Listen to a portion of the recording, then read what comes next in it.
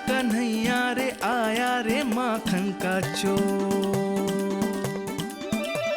न ध्वनि कोई हो न पता कुछ लगे, आए चुपके से ग्वालों की टोली। चाहे कितना बचाओ छिपाओ कहीं, सारा मक्खन ये कर जाए खाली। मुख से तो लगता है सरल ये बड़ा भीतर से चंचल ये छल से भरा है ये नटखट बड़ा चिकचोर।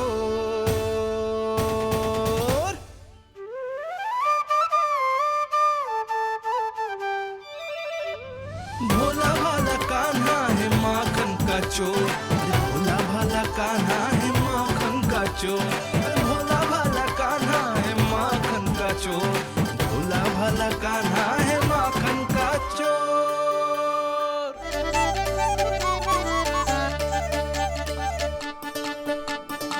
कान्हा की योजना सफल हुई, माखन मिल गयो। तैयार हो सब? हाँ। तो लो फिर। अब खाएगो जी मेरा माखन।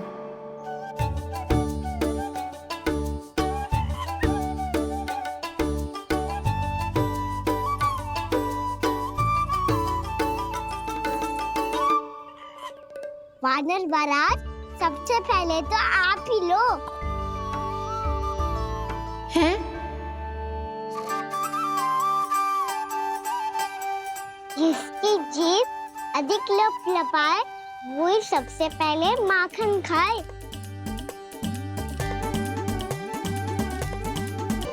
स्वयं हाथों से अपने ये बांटे, पूरी टोली को माखन खिलाए। बड़ा नटखट है नंद किशोर। लो दाऊ, ये आपका। सारा माखन जे इन सब में बांट रहो है, स्वयं ना खाएगो। भोला भाला कान्हा है माखन का चोर, भोला भाला कान्हा है माखन का चोर, अरे भोला भाला कान्हा है माखन का चोर। इतनी देर बाद ही सही, अब खा रहे जी मेरे हाथ का माखन। प्रभु, ये जो भी करते हैं उसके पीछे कोई ना कोई उद्देश्य अवश्य होता है। मैं ये जानने के लिए आतुर हूं कि इस माखन चोरी की लीला के माध्यम से कौन सा संदेश देना चाहते हैं ये। बस यही कि यदि कोई भक्त सच्चे हृदय से भगवान का स्मरण करे तो भगवान अवश्य आएंगे और अपने भक्तों के कर्मों को सुधारने की प्रक्रिया प्रारंभ कर देंगे। फिर चाहे वो भक्त जानकी हो या सावित्री। कृष्ण माखन नहीं खा रहे देवी, ये तो अपने भक्तों के दुष्कर्मों को मिटा रहे हैं ताकि उन्हें जीवन और मृत्यु के चक्र से मुक्ति दिला सके। पर प्रभु, ऐसे तो सारा संसार इन्हें माखन चोर बुलाएगा। ये माखन आत्मा की तरह है और आत्मा तो सदैव से ही परमात्मा की होती है। इसीलिए कृष्ण जो चुरा रहे हैं वो माखन नहीं, ये तो इन गोपियों की चित्त है देवी। अब से जो भी व्यक्ति इन्हें माखन चोर बुलाएगा वो इन्हें प्रेम से चित्त चोर कहकर भी पुकारेगा, वो इन्हें प्रेम से चित्त चोर कहकर भी पुकारेगा।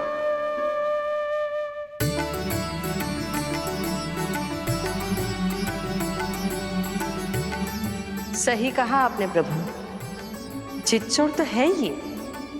इन्होंने केवल गोपियों का नहीं, अपनी मैया का भी चित्त चुराया है। कान्हा, देख लल्ला, अब सामने आ जा। लल्ला,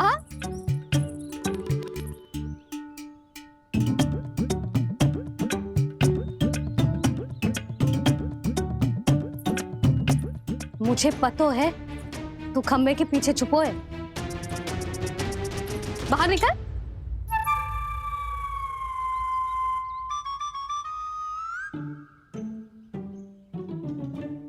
मैया,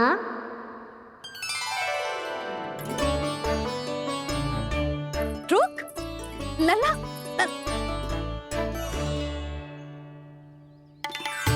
ठीक है, मत आ। मैं अकेले अकेले पूजा करने जा रही हूँ।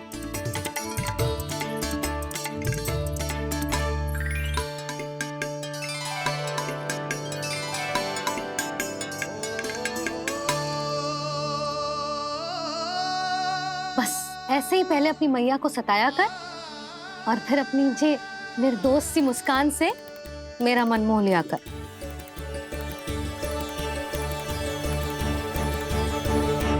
और चाहिए? हाँ।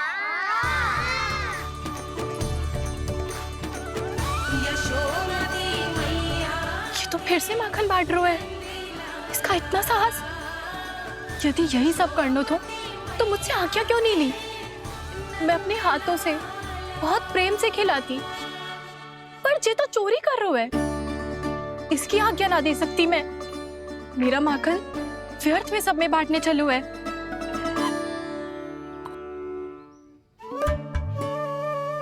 दो वानर महाराज और तनिक ले लो। सखा तो सखा, ये तो वानरों में भी बांटने लगू है। और चाहिए? नाना, नन्ना है। भैया ने क्या कही थी? लोभ बहुत भयानक राक्षस है। पर कान्हा, अभी तो गले तक ही गया और माखन। पूरी मटके चट कर गए और माखन अभी तक गले तक ही पहुंचा है। हाँ, भूख तभी मेरी भी ना मिटी है। वसंता, इसे तुम ले लो।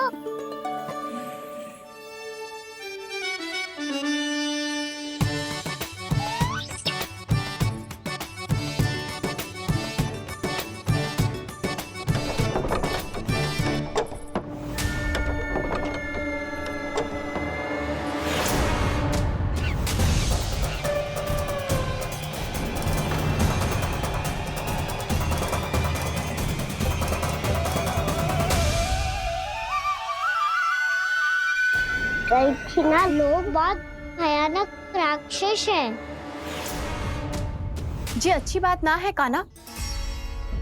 अभी चल के यशोदा जी को बताती हूँ।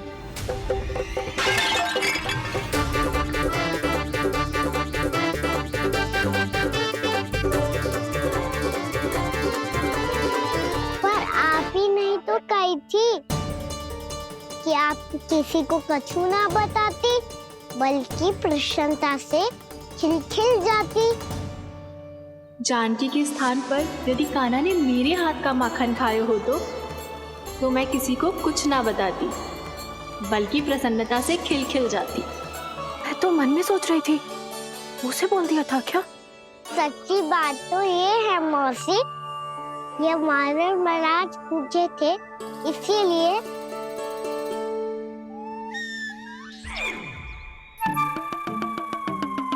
कल मैं इसीलिए ना बेच पाई क्योंकि हाट जाने के लिए सकट ही ना मिलो, और आज बेचने के लिए तो माखन ही ना बचो।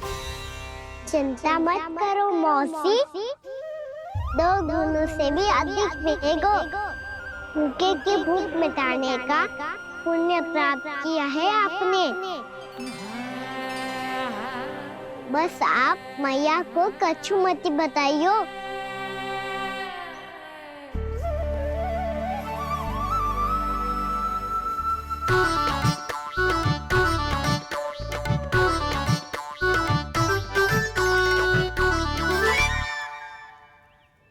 वैसे भी भूखे की सहायता करके मैं अच्छा कार्य ही तो कर रहा था, है ना?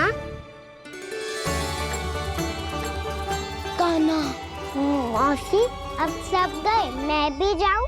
किसकी भलाई कर दे कब किस बहाने, कान्हा की लीला तो कान्हा ही जाने। बड़े सौभाग्य उसने है पाए, कान्हा जिस घर से माखन चुराए।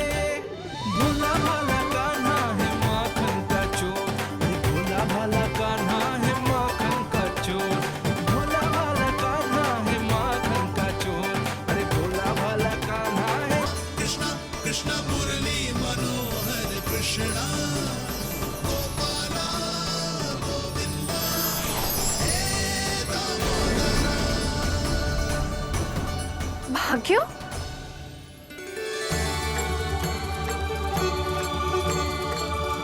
कान्हा? एक तो चोरी की और ऊपर से मूर्ख बना के भाग को। ये ठीक ना है। मुझे यशोदा जीजी को बताना ही होगा, और वो भी इसके घर पहुंचने से पहले।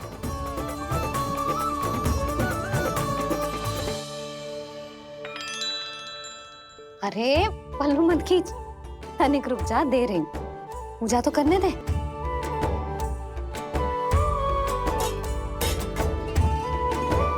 ले, अब जितना मन करे उतना प्रसाद खा।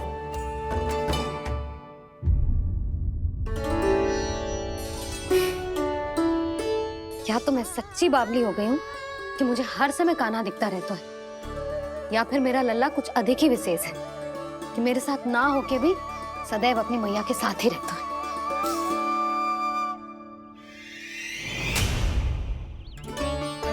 आज तो कैसे प्राण बचे नारायण ही जानते हैं।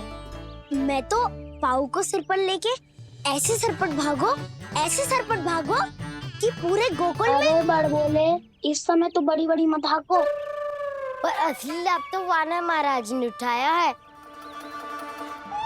पूरी की पूरी मटकी अकेले लेके निकल लिए। ये हमारी प्रतीक्षा कर रहा था ताकि हम माखन बांट सके।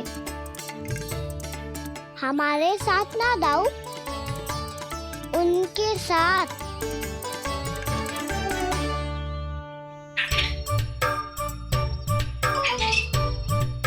मैं समझ गो कान्हा, एक ना सभी जानवरों की भूख मिट जाए, इसलिए गया था तू सावित्री मौसी के यहाँ माखन चुराने। इससे पहले कि वो हमारे यहाँ पहुँच जाए, हमें घर पहुँचना होगा दाऊ। चाहे कछु हो जाए, पर देरी ना होनी चाहिए। इससे पहले के बहुत समय बीत जाए, हमें ये समझना होगा कि लोभ आदमी की बुद्धि को भ्रष्ट कर दे, तो हमारे सोचने समझने की क्षमता को नष्ट कर दे। तो बहुत समय पहले की बात, एक साधु था। वो सुनसान घने जंगल में रहकर साधना करता था। ब्रह्म ज्ञान को प्राप्त करने ही वाला था कि अचानक से एक दिन उसे एक सुनहरी बिल्ली दिखाई थी। उसने उसे देखो तो सोचो कि ये तो बहुत सुंदर है, इसे तो मेरे पास रहना चाहिए, और उसने उस बिल्ली को अपने पास रख लिया। फिर उसने सोचो कि इसे तो दूध की आवश्यकता होगी और उसके लिए गाय की, तो उसने एक गाय भी रख ली। अब गाय को चारे की आवश्यकता होगी और चारे के लिए भूमि की। नारायण की कृपा से भूमि का प्रबंध भी हो गयो। अब भूमि को जोतनो है, चारा उगानो है, चारा काटनो है, और उसे गाय को खिलानो है। गाय को खिला के उसे दूध निकालनो है, और दूध निकाल के बिल्ली को पिलानो है। कार्य बढ़ गो। अब उसे लगो कि सहायता के लिए 2 जोड़ी हाथ और होने चाहिए, तो उसने विवाह भी कर लियो। कुछ समय बीतो और संतान हो गई, और उसे एक बड़े घर की आवश्यकता अनुभव हुई। इसी प्रकार धीरे धीरे लोभ ने उसे अपनी छाया में ले लिया, और वो नारायण की साधना कर ब्रह्म ज्ञान को पाने के अपने परम लक्ष्य को भूल गो। फिर अनेक वर्ष बीतने के पश्चात उसकी अपने गुरु से भेंट हुई। पहले तो उन्होंने उसे पहचाना नहीं, और पहचानो तो उनने कही कि एक बार, बस एक बार अपने कर्तव्य से भटका था तू, और देख कैसे देखते ही देखते लोभ के जंजाल में गहरे ही गहरे धंसता चला गया। सोचो, कहीं उस व्यापारी को धन के लोभ में अपना वचन देकर आप सब भी जे ही भूल तो ना करने जा रहे।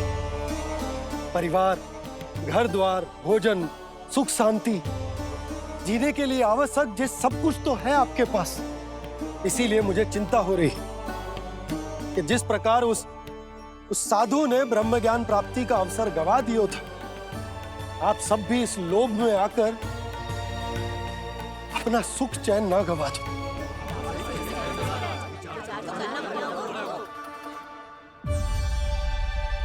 लग तो है बात सबको समझ आ रही है।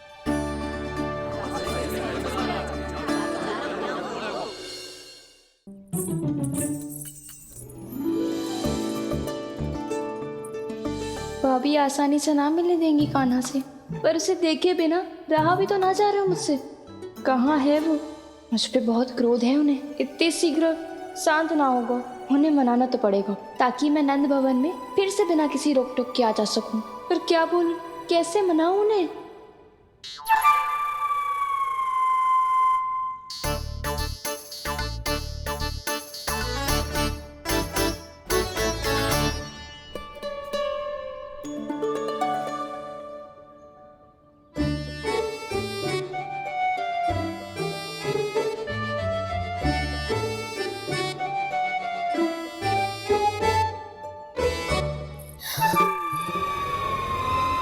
वाह, जिसने मेरे लल्ला पर चोरी का आरोप लगायो, वो ही आज मेरे घर में चोरी चोरी प्रवेश कर रही है। नाना भाभी, ऐसी कोई बात ना है, मैं तो बस ये देखने आई थी कि जसोदा भाभी का क्रोध शांत हुआ कि ना?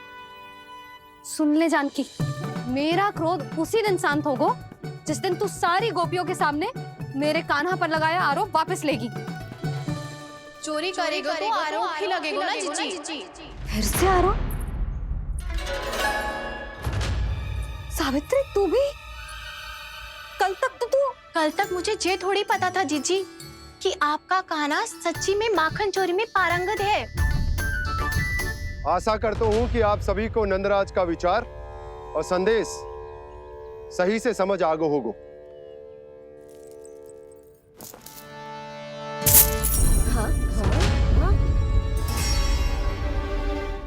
सिक्कों की खनक बता रही है कि पोटली कितनी भारी है। एक ही दिन में कितनी धन पा गई जे। हमें भी इससे अधिक धन अर्जित करना होगा, तभी तो हम अपनी उज्जवल का भविष्य उज्जवल कर पाएंगे। पहली बार कछु बुद्धि की बात की है तूने। नंदराज, हमारे मन में आपका बहुत सम्मान है, पर हम जो करना चाह रहे हैं वो लोभ ना है, वो तो विकास है। हाँ नंदराज, हम अपना और अपने संतानों का भला बुरा सोचे बिना कब तक अपना जीवन इस प्रकार जीते रहेंगे? फिर पिछले 4 वर्षों से हमने आपको कर भी तो ना दियो है। मुझे तो लगता है कि नंदराज की बातों पर शांति से सोच विचार के बाद ही कुछ निर्णय लेना चाहिए। ऐसा मौका बार बार ना आता। नहीं, हमें सोच विचार कर निर्णय लेना है सबने।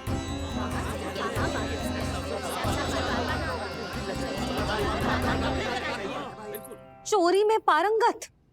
हाँ जीजी, उसने टोली बनाई है और उसका नाम भी रखा है चौर्य विद्या प्रसारण टोली, और आपका कान्हा उसका अध्यक्ष है। अच्छा, तो कान्हा पूरी टोली लेकर आया था चोरी करने तेरे घर? और नहीं तो क्या। पर एक बात बताऊं जीजी, मेरे बलदर को देखकर किसी का साहस ना हुआ भीतर जाने का, पर आपका कान्हा इतना साहसी है कि बिना भयभीत हुए इतने भयंकर बैल के निकट चले गए। सच्ची? और तेरे रक्षक बैल ने कुछ ना किया उसे? है ना अचरज की बात। क्रोध के स्थान पर वो तो उसके सामने ऐसे झुक गया जैसे कि प्रणाम कर रहा है। और जीजी, आपका कान्हा साहसी ही ना, बहुत चतुर भी है। मैंने मटकियां बहुत ऊपर लटकाई थी, पर बताओ कि बिना चौकी के मटकी को नीचे उतारने का उपाय किसने ढूंढा? किसने? आपके चतुर कान्हा ने। उसने अपने सखाओं को पर्वत बनायो और एक पक्के सेनापति की तरह बिना भयभीत हुए उनके ऊपर चढ़ गयो और मटकियां उतारने लगो, और एक ही ना तीनों की तीनों मटकियां उतार ली। तीनों? हाँ जीजी, और वो इतना दयालु है कि पहले एक मटकी का माखन सब में बांट दियो और फिर बची हुई 2 मटकियों में से एक मटकी अपने सखाओं को दे दी और फिर दूसरी मटकी एक भूखे वानर को दे दी। और फिर जब मैं उसके सामने जाके प्रश्न करने लगी तो उसने मुझे अपने तर्कों के जाल में उलझाया और बड़ी आसानी से सिद्ध कर दिया कि वो तो परोपकार कर रहा था। मैं तो देखती ही रह गई और शब्द तो ऐसे झड़ते हैं मुंह से जैसे कि फूल। रुक जा सावित्री, पहले तू ये निर्णय ले ले कि तू मेरे लल्ला का गुणगान करने आई है कि उसकी निंदा करने। निंदा करने ही आई हूँ जीजी। जानकी सत्य कह रही थी, आपका कान्हा माखन चोर ही है और बलराम के साथ भागा था। बलराम क्यों? वो तो साक्षात गरुड़ देव की पीठ पे बैठ के उड़ के आयो है, तभी तो तुझसे बहुत पहले आके यहाँ बैठ गओ ना। आ देख ले, आ जा।